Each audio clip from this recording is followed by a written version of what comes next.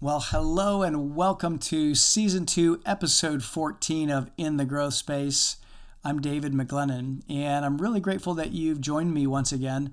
You know, our goal here with the podcast is to help you, our listener, to really move forward with your own growth journey in whatever area of life that you're focusing on. And we do that by sharing conversations with people who've really gone through their own growth journey. Now, today, our guest is Alex Pursglove, and if her name sounds familiar, she was a guest on episode 42 in season 1. And since that episode, she's been on a growth journey of epic proportions. I mean, she's 10x'd her business in under 2 years. I've been such a huge fan of hers, and I've really enjoyed seeing her growth. And if you've registered for the Inner Circle Summit coming up on December the 13th, you'll be able to meet Alex in person because she's facilitating a session for the Inner Circle Summit. She's going to be walking us through a session on conquering the fears that hold us back in leading well. And she's going to guide us in uncovering the key fears that limit you in leading well. And she's going to also show you how to overturn them so you can accelerate your growth.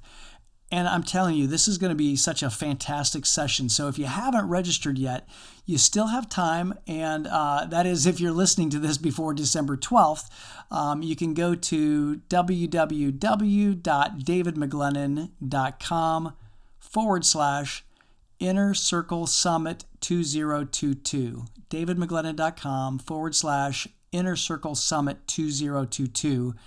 And you can get your seat. You can register there. I'll make sure that that's in the show notes as well. You know, we've had some teams register. So there's going to be some teams there that are coming to learn and grow together. And such an amazing way to grow is to grow together. We've also had some leaders from the UK and North America join. So it's going to be a great growth opportunity and a great growth environment for networking and really just being able to set yourself up for the new year. So let me give you just a little bit of info on Alex before we get started in the conversation. Now, by embracing personal growth and shifting her limiting beliefs, Alex Pursglove has transformed from a people-pleasing, self-criticizing, and struggling solopreneur into an unapologetic woman running a multi-six-figure coaching business. No matter what business or industry you're in, there's a common theme for every business, and that's the business leader. And if the business leader isn't growing, and if they're not stretching and being creative, the business growth is going to be stifled too. So once Alex learned how to release shame and become more fully expressed, she 10x'd her business in under 2 years while strengthening her faith, confidence, and personal fulfillment. She's dedicated to helping other women create wild success in life and business by unlocking their creative power and cultivating conviction in their value. Her clients experience significant shifts in how they see themselves as they accelerate their revenue and their results with more enjoyment. Now, Alex has studied with multiple world-class mentors, including David Nagel, one of the architects of the personal development industry, Jack Canfield, Marla Mattinson, and more. And she's done that to up-level every area of her life, her family, and her business. Alex and her husband, Adam, value transformative experiences and travel. And they both practice Brazilian Jiu-Jitsu and they value building a purposeful life together with their amazing little daughter, Stella. Well, hey, Alex, welcome to In the Growth Space. So great to have you back again. Yeah, thanks for having me, David. As you know, I always love our conversations. Absolutely. Well, if I remember right, you were on episode 42. So this is actually your second visit to In the Growth Space, and it's great to have you back again.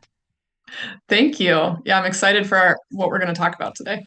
Me too. Me too. Because as our listeners know, I mean, I'm all about growth, and I love talking about growth. I love hearing stories of growth, and yours is one that I've followed for a while now, and I'm really excited just to have you share a little bit about that growth, with our listeners, because you really have been on a personal growth journey. And I would love to be able to just have you share, like, what was the catalyst for that, and maybe. I'm happy to, because as you know, I'm also obsessed with personal growth, I would Yeah, say. for sure. And that's why I do what I do. And so it's had such an impact on my life when I was willing to really kind of dive all in and say, okay, I know that I want to be creating greater results. To give a little bit of context, at the time that I decided to really invest in myself in a much deeper way, because I've been studying personal growth for 6 or 7 years now. But I would say 3 years ago is when I decided to make this much bigger leap and to really go all in for my growth and development. And so at that time, I'd been full time as a business owner for a year, running my business for several years, but full time for one. And I felt like I just wasn't really in full alignment with what my Mm, greater purpose was, with the greatest impact that I could be making. And so, on one hand, I felt like I had a lot to offer. I knew that I had value to bring to the table, but I also struggled with so much self doubt and imposter syndrome mm, and not even knowing exactly what I really wanted to be doing or what fired me up the most. I knew I liked coaching, but getting clear on who I was going to be coaching and how I was going to help them. I was kind of all over the place with that and just testing a lot of things out. I was still doing event planning at the time, which was something I had a skill in, but it wasn't my greatest passion to produce events for others. And so I just finally reached this point where I said, I really want to be creating different results. Like, I wanted to experience radically new results. And what I know is that if you want to create radically new results, you have to do things radically differently. yeah. And you have to really change how you're showing up. So that's what really motivated me to make this big decision back in the very beginning of 2020. I decided to invest 6 figures working with a coach. I let go of my event planning business at the same time, which was about 60% of my revenue back then. And so I just made this huge leap and said, like, I'm putting my stake in the ground, I'm putting everything on the line. I'm going to find out what I'm capable of when I remove the safety net and when I go all in. And for me, it was that sort of twofold purpose of wanting to create much greater results in my business and have a bigger impact. And I also wanted to really feel like I was in greater alignment, like I Mm, was really living and walking in my purpose. And I knew to do that, that I had to remove a lot of the self doubt and shame and worry and fear that blocked yeah. me.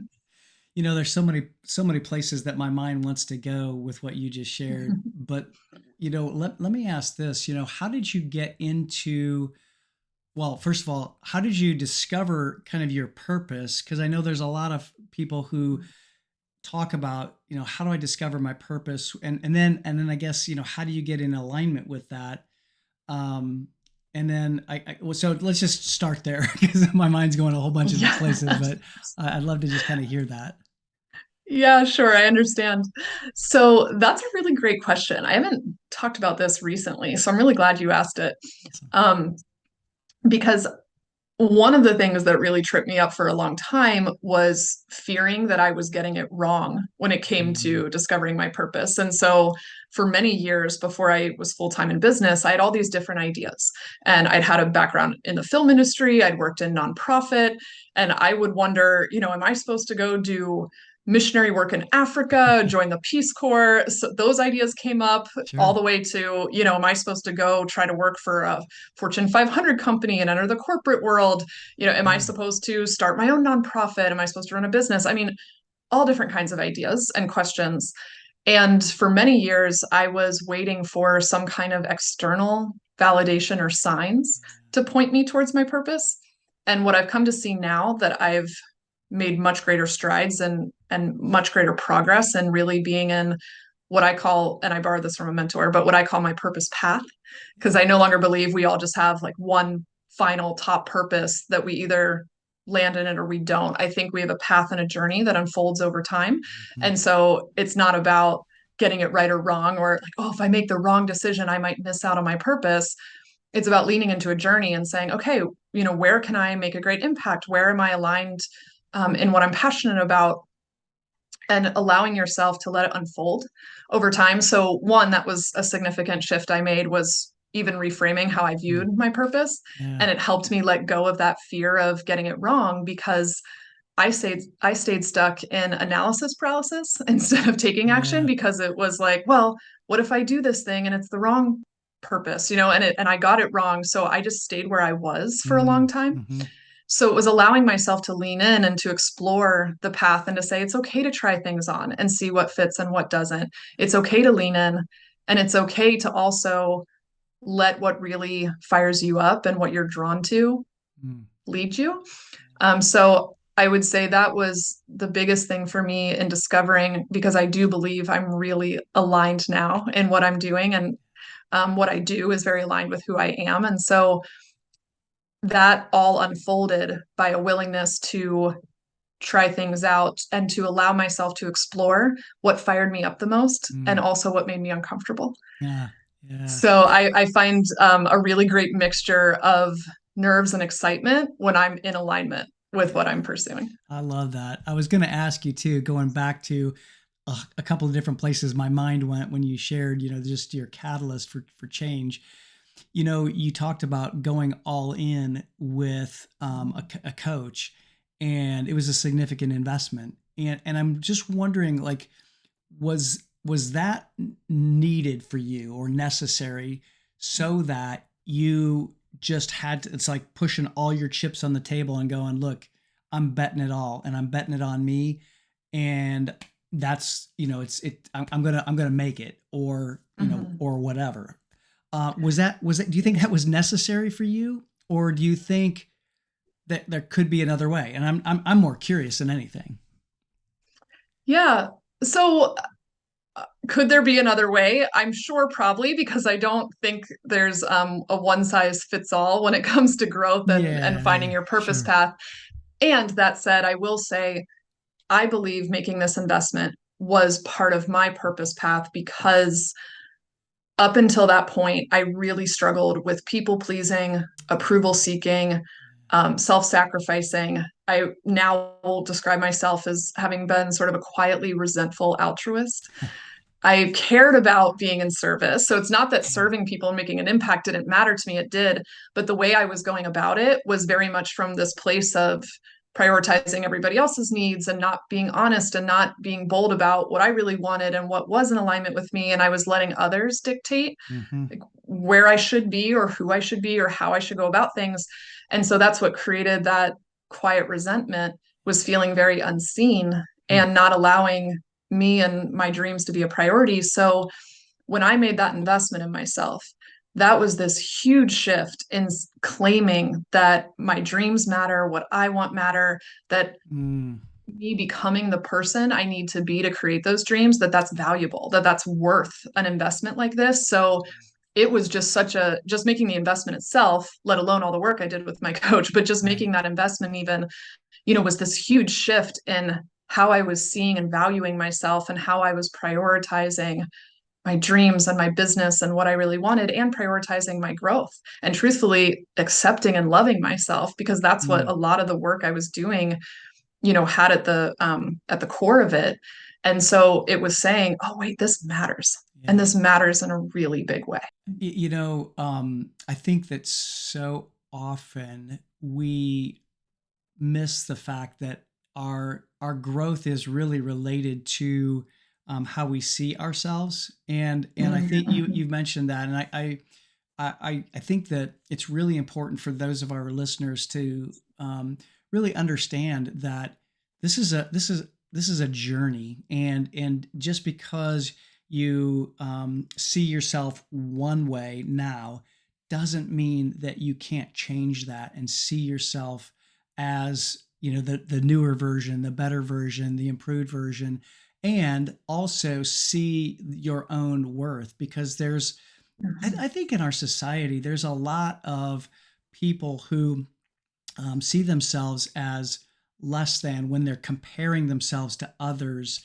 And I think when you were sharing that, it just made me think about that. It made me think about, especially when you mentioned imposter syndrome, because Mm. oftentimes I think as leaders, I know I talk to a lot of emerging leaders and senior leaders for that matter, and they talk about struggling with imposter syndrome. And I guess, in one regard, I guess one of the questions I have for you is, what was it that helped you to diminish that feeling of either imposter syndrome or just feeling like you're worth it? Mm. Such a good, potent question. And there's a few different ways I could answer. So let Sure. me think for one moment. Yeah, take your time. What was the greatest, right, impact on that? Yeah. And really, where I would start, I would say, is cultivating greater self-trust. And let me Mm. explain why. So, imposter syndrome for me would show up, in this fear of, what if people don't see the value, or what if I, think I'm offering greater value than I am. And when you think about that, that's actually a fear of making mistakes or a fear of not being good enough. And so that was a really deep um, core wound and pattern that I've had for a very long time, and something I'm still growing in. Like you said, it's a process, it's a journey. So I don't want to claim even that it's all, 100% gone. I don't think we ever just arrive at a point where we never have fear or doubt or worry ever again. It's about shifting how we respond to it. Yeah, And for so sure. that was a huge part of my process and my journey was, okay, how do you overcome that fear of not being good enough or fear of making mistakes? And so it actually all starts with having a trust in yourself. And for me, as a spiritual person, having trust in God and trusting that nothing is unfixable, nothing is unfigureoutable, Yeah. and everything can ultimately serve my growth and can serve your growth and the growth of everyone around me. So Mm. I'm going to make mistakes. You Yeah. cannot become a successful business owner, successful leader, and not make any mistakes. Okay. If you're going to be in the arena, Yeah. you're going to make mistakes. You're not going to do everything perfectly. And so when you make peace with that and embrace it and say, okay, so I'm going to use my mistakes to further my growth Mm. and hopefully to further, as many of my clients as I can and my team and my business and my mission, my impact. I'm going to use those mistakes to learn from them and to grow. And when you do that, you can let go of needing to feel perfect, which was my biggest struggle with imposter syndrome, right? Was, oh, well, if I make a mistake, then, if I'm not perfect, people are going to find out, right? I'm a fraud. It's like, oh, no, Yeah. I don't have to claim to be perfect. Right. And I can own, yeah, I'm going to make mistakes. And I'm also going to learn as much as I possibly can and use everything around me as a growth opportunity so that I can cultivate greater and greater value to Yeah. offer through the work I do as well.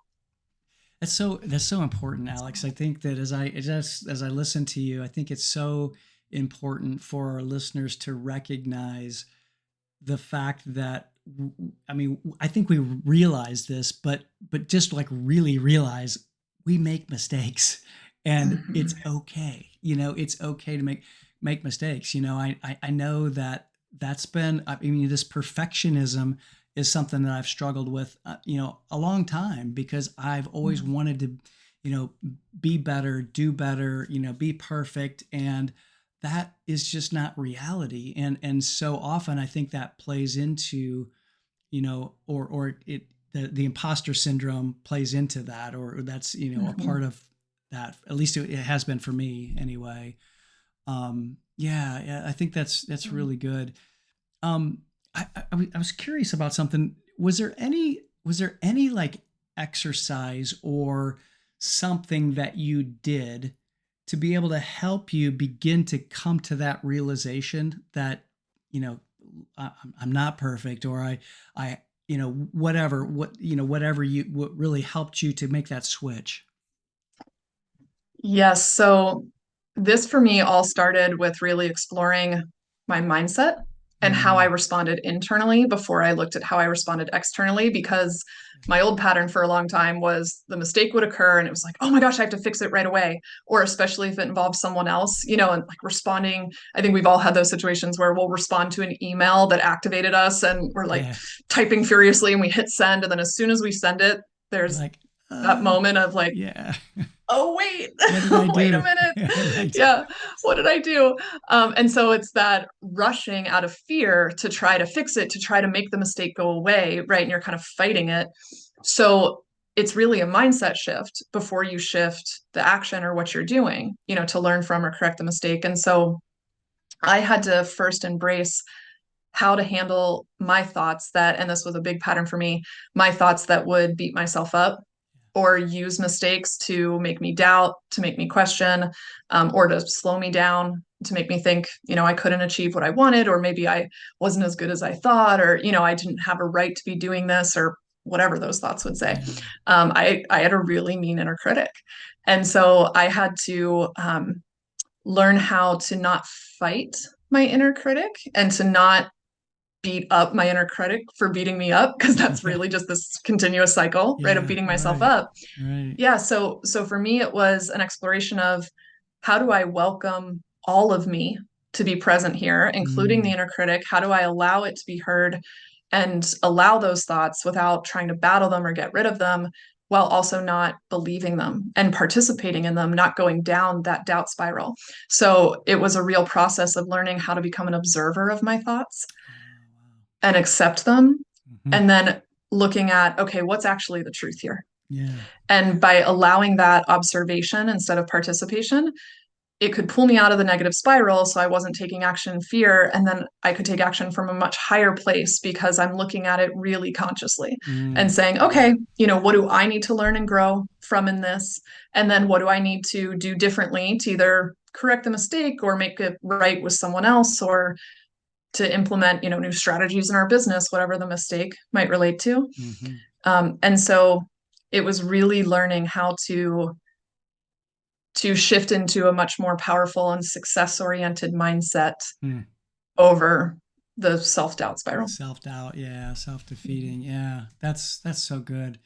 One of the things that you're talking about as you like observed your thought, did you do or learn any like meditation? Like do any meditation Mm-hmm. techniques? Because I know I've been doing some meditation, and in that practice it has helped me to slow down my thoughts and you talked about being an observer of your thoughts. Mm-hmm. And I know for me anyway, that's been really helpful to help me to like if somebody says something that triggers me, that I can really observe those thoughts better now. I mean, I'm still a work in progress, but Sure, it's we all it's are. one of those things that it just kind of helps me to look at them better and almost from a distance. And I'm just kind of curious if you had worked with any meditation or meditation app or any practices like that.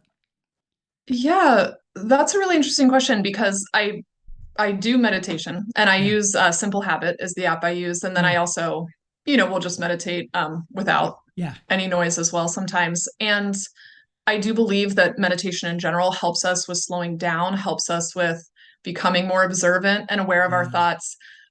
I wouldn't say it was part of my process when the fear would arise. I Okay, wouldn't stop and go into meditation. What sure. I actually do, and I've learned from mentors, is to really shift my physical state Ah, along with, the thoughts. So if I'm highly activated by something, I've got a really strong like emotional response happening, and I can feel the fear or the worry or the tension in yeah, my body, when I'm activated, then I know, oh wait, I need to step away for a moment and I need to not try to force, okay, what's the learning? What's the growth? That's kind yeah, of battling the thoughts, right? And saying right. like, oh wait, I don't want to be in negativity. I don't want to have fear. So instead, it wasn't necessarily meditation, but I would stop and go take a walk or Ah, go have a dance party is something I like to do, yeah, yeah, I especially with love my it. little 1-year-old daughter. Yeah, that's great. Yeah, so walk away and dance it out or shake it out. Or if I'm really activated, it's okay. I need to get to jujitsu tonight so I can, just get Beat this somebody energy up. out. Yeah. Beat Adam And up. so, yeah, exactly. To really express Right. the tension.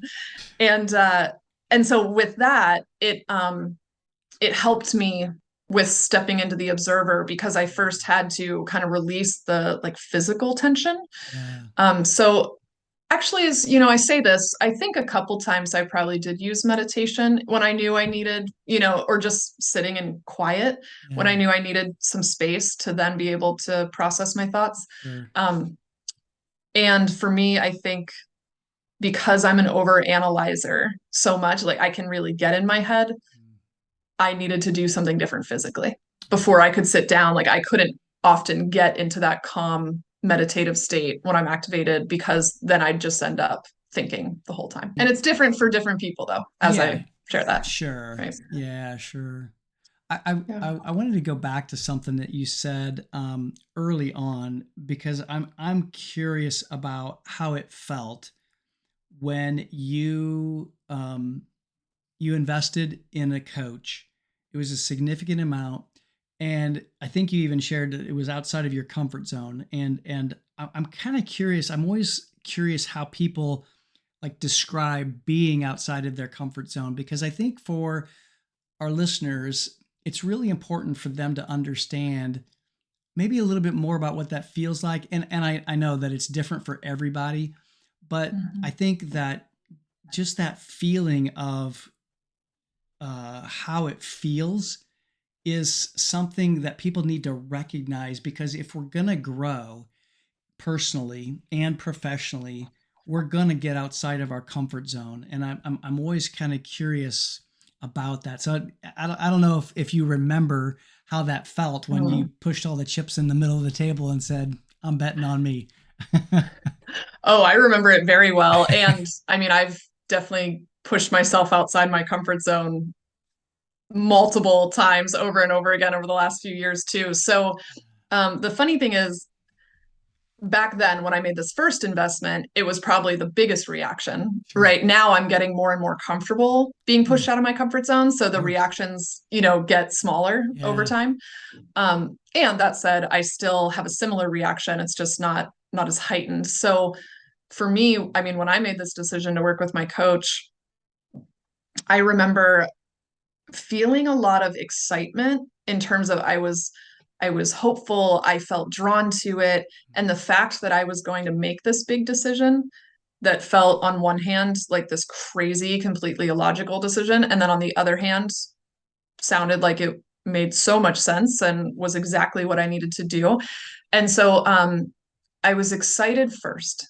I was drawn to it first. I was passionate first and kind of lit up inside. And then my self doubt spiral came up. So that's what I've come to see as me getting outside of my comfort zone and doing something that's in alignment with me that I'm drawn to. It's like I'm pulled to it. I feel this excitement in my Mm, gut yeah. and this like I don't even know how to describe it, like almost fiery sensation in my chest Yeah. and my heart. Like, yeah, I'm Let's fired up do this. about Yeah. this. Yeah. Yeah. And I feel a lot through my stomach. So it's that like pulling, excited energy in my gut and in my chest. And then when the self doubt spiral comes up, it's feeling like the knot in my stomach and the sickness and like, what am I doing? Yeah. Um, so for me, it's been a combination of that excitement and then second guessing. And that's where I start to get signaled, oh, I'm getting outside my comfort zone. That's why I'm second guessing, because that's my pattern is to doubt myself. So now I know how to move myself through that in an easier way than I did a few years ago. But I think there's always a physical sensation that's Mhm. actually attached to getting outside of your comfort zone as well. So it's exploring, what your thought pattern is or how you tend to respond, and then how you respond physically too. Yeah, I love that. Yeah. It's Would you describe it similarly for yeah, you, David? yeah. I get an excitement like in my chest, that it just like there's an excitement. It's almost like my heartbeat starts to, go a little bit faster, and it's almost like too it's an expansion. It feels like something's expanding within me, and I get excited. I get this excitement feeling. And it's interesting you talked about being drawn because I think there's a part of that too for me that how it feels so like I'm being drawn to something and then my inner critic I've named him, his name is Sarge because he's I always trying to love that. tell me what to do, and give me orders. Mhm. And so Sarge will kind of come to the surface, and that's when I have to recognize that look, kind of what you said is, this is in alignment with what my purpose is, and I feel like I'm drawn to this. And so, Sarge, thanks for wanting to protect me.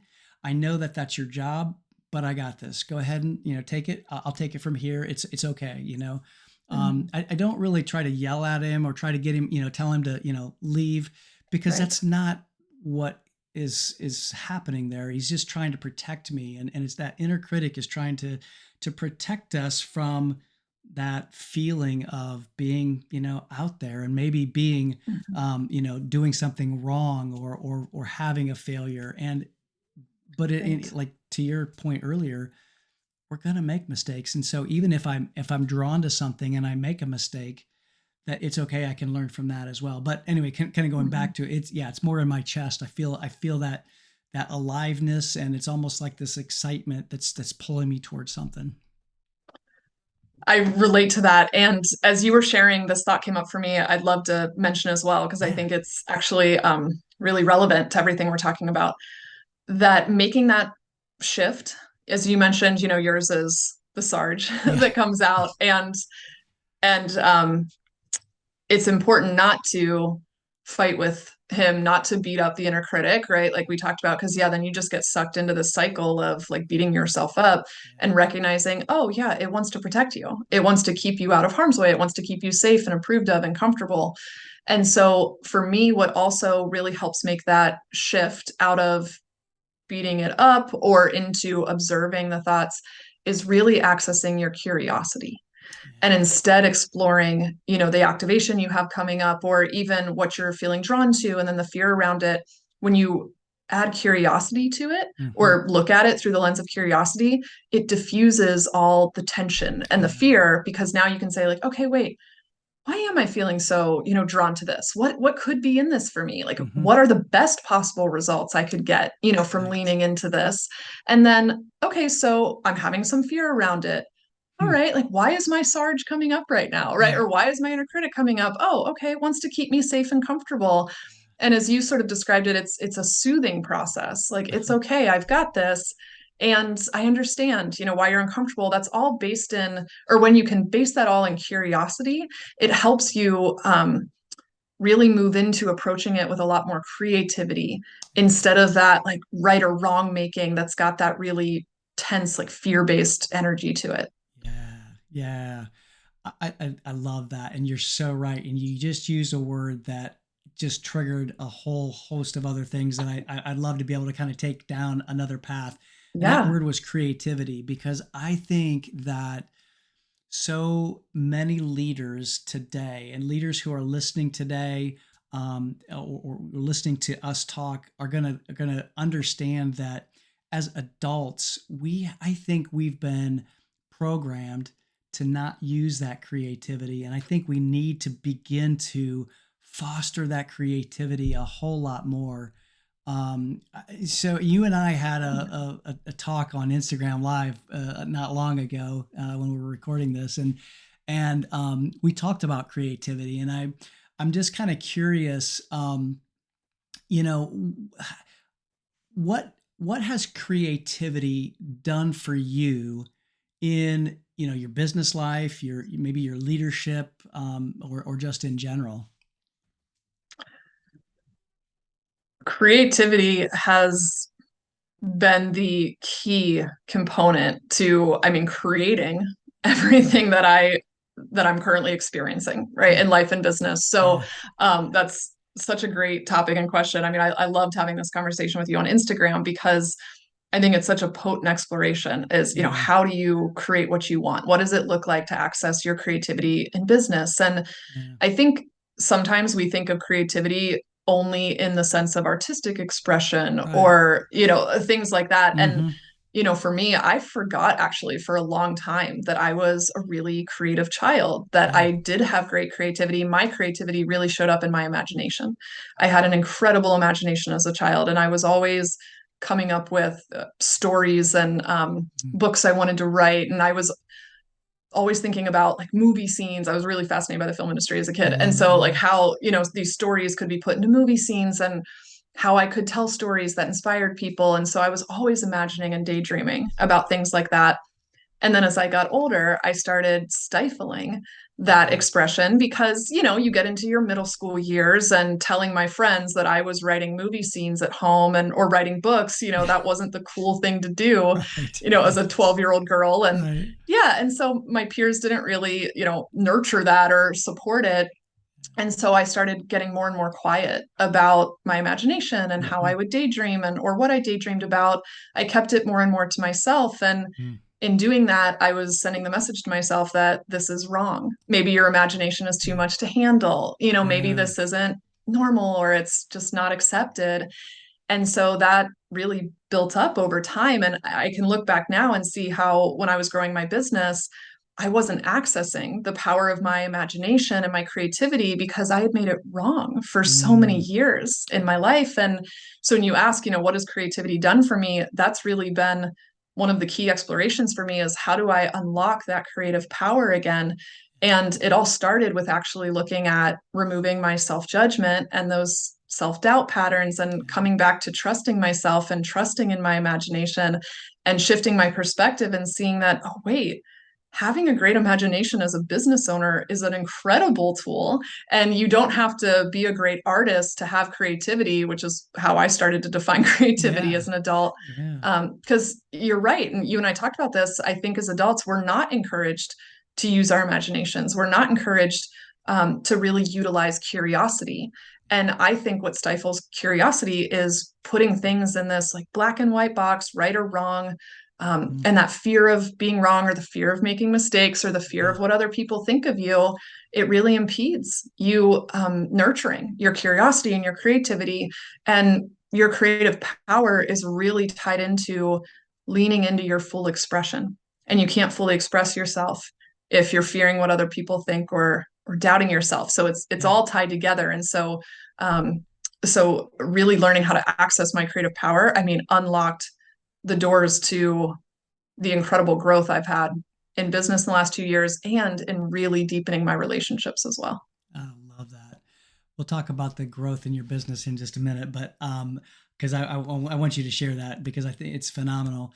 But the other thing that I think that brings up that you bring up with creativity, I believe that for those business owners and business leaders who are listening to this, I think when you can access your creativity, you open up the ability to overcome so many different challenges. Because I think as Mhm. leaders, we've been taught this binary thinking. It's either this or that. It's, this way or Right. that way.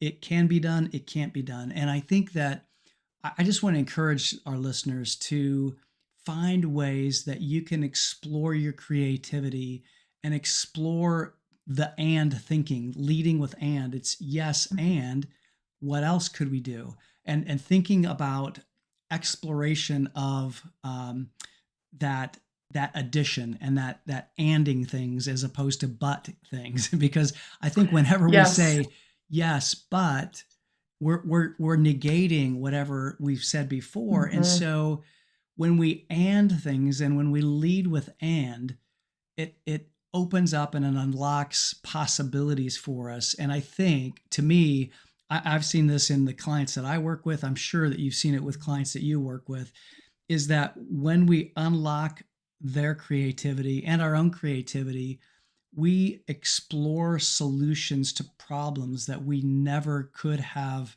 come up with if we hadn't thought about and this or and that, and to be able to think into what else could we do. I'm yeah. So anyway, I thought as you were sharing about creativity, I just think that that's Yeah. really important for all of our listeners to really lean into is to lean into that creativity and finding ways that you can imagine. And 'cause Mhm. like you as a kid, I always would create scenes in my mind.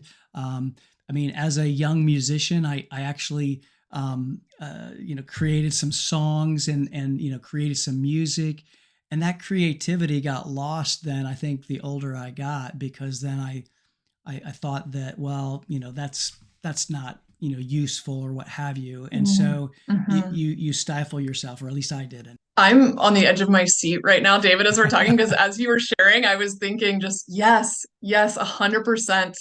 I laugh with my clients about the and they'll Yeah. talk to me and they'll stress the word, they'll be saying something and I wasn't sure if I should do this and I ended up trying it. So Yes, I'm a big believer in replacing but with and absolutely. so I love that you shared that. And also I think encouraging the leaders here listening, people who want to access more of that creativity, Mm, that encouraging yourself, like you were saying, to explore what are the outside of the box ideas here. Or if we didn't have a right or wrong, if we didn't have a one size fits all answer, if we weren't worried about getting it wrong or making mistakes, what are all the ideas we could explore here?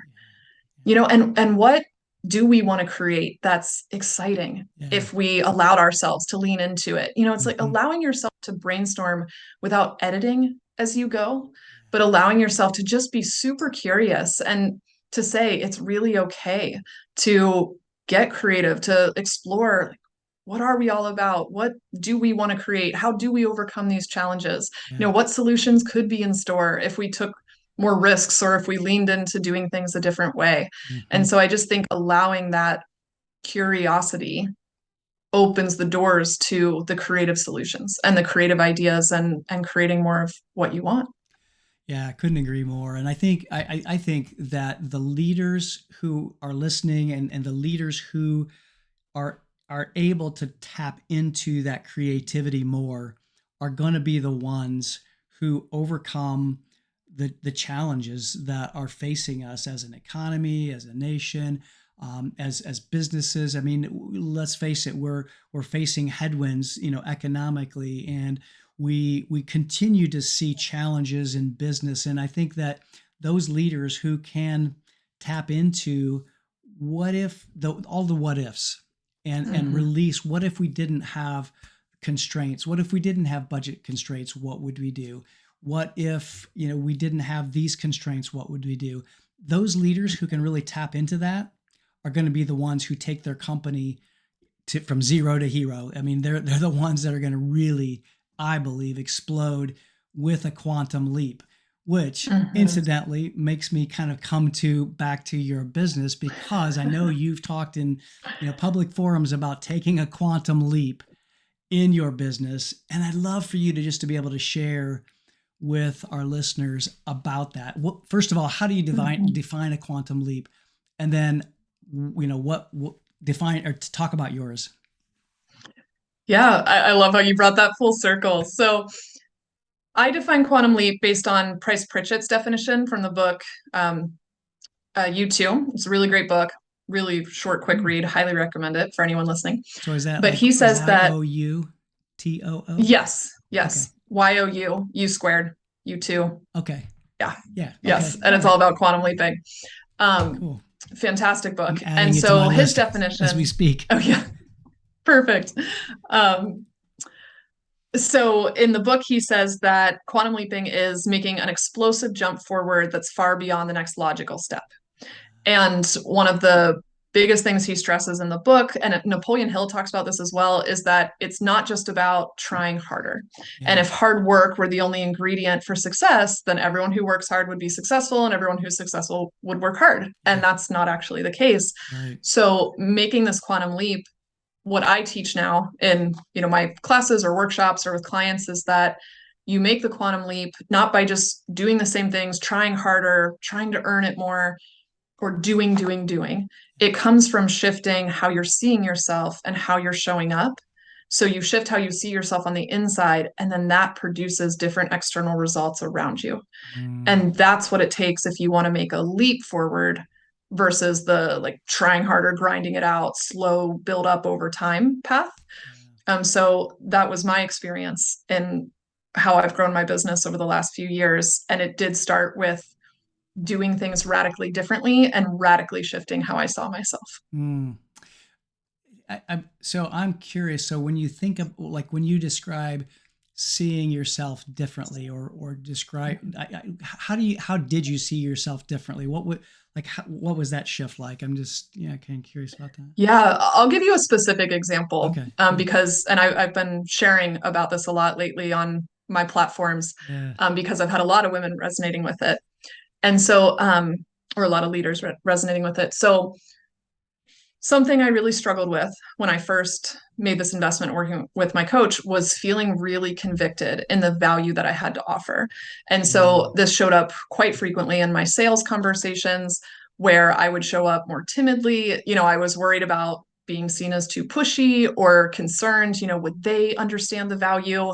So I'd show up with more this energy of just hoping they'd give me a chance to prove the mm, value to them because I did know I had value to offer. I believed in what I did, but I didn't really know how to communicate it or how to own it in mm-hmm. how I showed up and in my energy and in my conversations. So I actually first started looking at where I was undervaluing myself, or where I wasn't showing up boldly in my Mm, personal life, because how you show up to do anything is how you show up to do everything. yeah. And so I actually started looking at some of the most vulnerable places, like the Mm, places that were the most potent, where I was doing the most um, hiding or wrong making or undervaluing of oh yeah. myself. And I uncovered certain places in my personal life where that was happening and where I wasn't asking for what I wanted. And I had mentioned at the beginning, I was a big self-sacrificer and a big people pleaser. And so I found those places in my personal life and in really meaningful relationships where I was people pleasing Mm, and not being honest about what I wanted, not being honest about, um, or let me say it this way, where I wasn't valuing myself and my desires or my capabilities.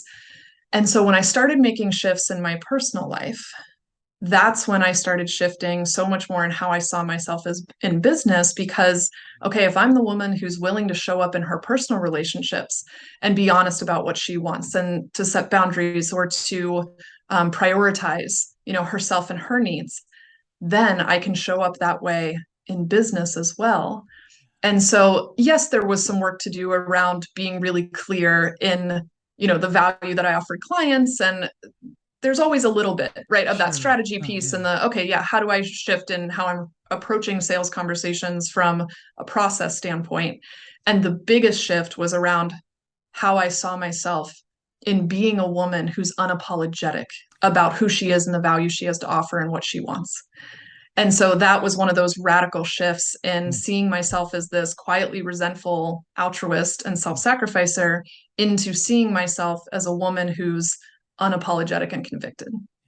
gosh, that's so powerful, Alex. I think that is so amazing, and I'll just say to our listeners, because I've known you for a number of years now, and I can Mm-hmm. literally see the change.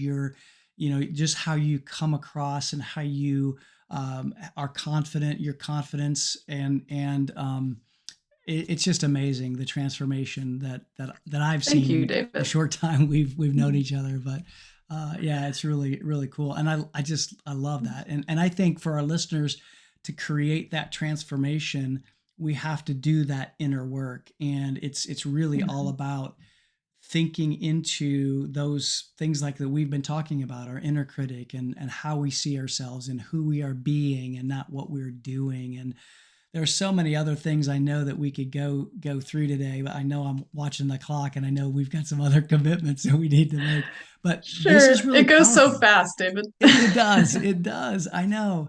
And I just know that for people who want to experience growth, that this is the work that they need to do. And I also think that they can experience that quantum leap too. There is just a mountain of evidence that doing this work really does have amazing benefits from both personal and professional settings. And so I want to just encourage our listeners to find a coach and to be be investing in yourself. And Alex, for those of our listeners who want to get in touch with you, I know that you focus on women leaders. I would love for any women leaders who are listening to get in touch with you, where do they get in touch with you, and how do they connect? I really appreciate you saying all of that, David. And I want to reflect the same back to you because we have known each other for a few years and Yeah. it's been awesome to see that in you as well.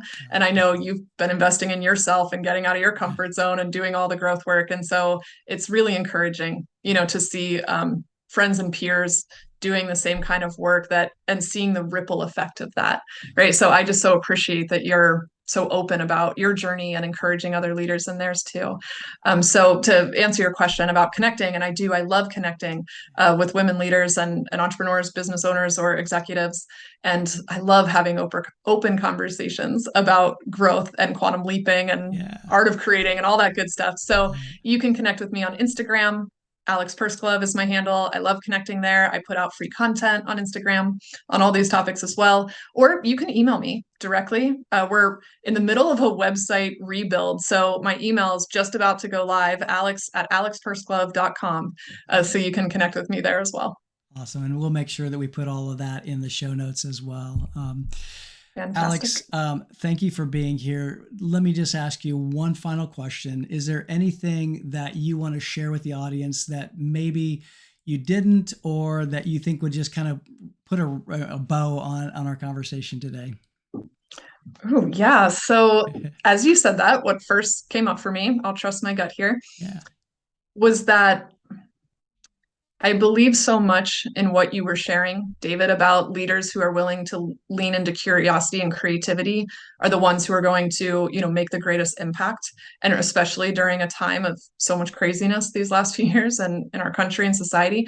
And so I really believe that we need leaders who know how to move themselves through fear and know how to operate without those fear-based thoughts dominating, but really operating from their highest selves and from that place of full creativity and imagination. And so obviously the leaders listening to this podcast, right, are leaning into their growth. They're open to receiving, right? Because you're here, you're listening, you're investing in yourself just through listening to this podcast. So I'd encourage everyone listening to keep leaning into that and to allow yourself to really prioritize and value your growth and your vision, because it's going to have a great ripple effect and impact made on others. I love it. I couldn't have said it better myself, Alex. Thank you so much. Thanks for all that you're doing. Absolutely. I value our conversations, and thanks for allowing us to record this so that a wider audience could really lean into their growth, hear your growth journey, and really just hear our conversation about creativity, quantum leaping, and really just getting outside of our comfort zone as well. So thank you so much. Yeah. Thanks so much for having me, David. It's my pleasure. Well, that was such a great conversation. And at the end of each episode, I really like to just recap some of the takeaways that I got from the conversation. And hopefully it helps you to maybe even think into these points a little bit differently as well. One of the things that Alex said that I think is really important to note is that if you want different results, you've got to do things differently. And just thinking about and asking yourself questions like, what could give you greater results? What could give you different results and allow you to take that quantum leap forward? I think those are important questions. And it's really important for growth to be able to look at how we're doing things. And if we're not changing the way we're doing things, we're not going to change our results.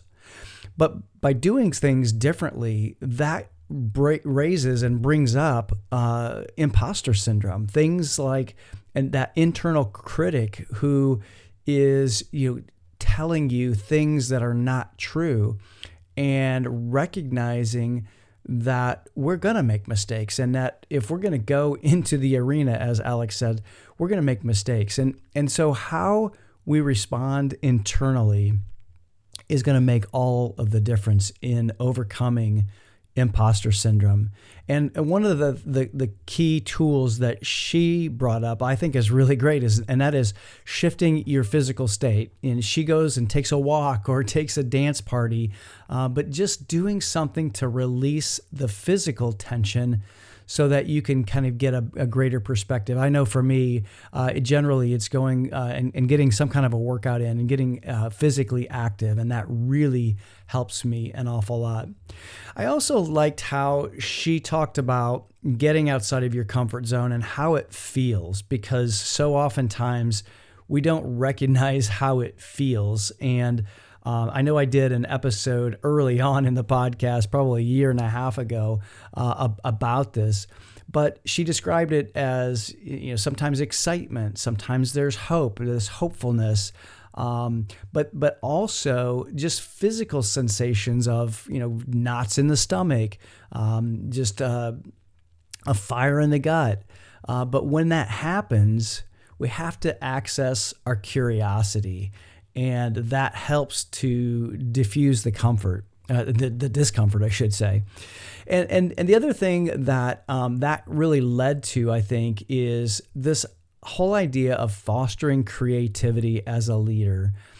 Because when we foster our creativity and when we use our imagination, the things that we used to use as children to be able to overcome our challenges and our self-doubt and our judgment. And when we remove that self-doubt and judgment, that can help us overcome enormous challenges.